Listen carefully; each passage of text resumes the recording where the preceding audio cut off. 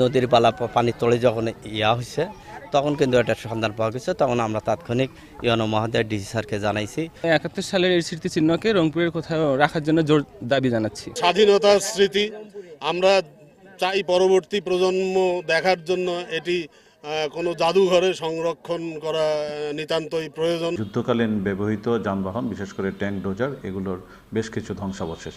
তো আমাদের যেহেতু মুক্তিযুদ্ধের সময় আমাদের এই মুক্তিযোদ্ধারা যারা এগুলো ব্যবহার করতেন কিংবা আমাদের মিত্রবাহিনীর যে কোনো কারোরই এটি হতে পারে, তো আমরা সেটিকে উদ্ধার করেছি এবং আমরা এখন এটিকে সংরক্ষণের ব্যবস্থা করব।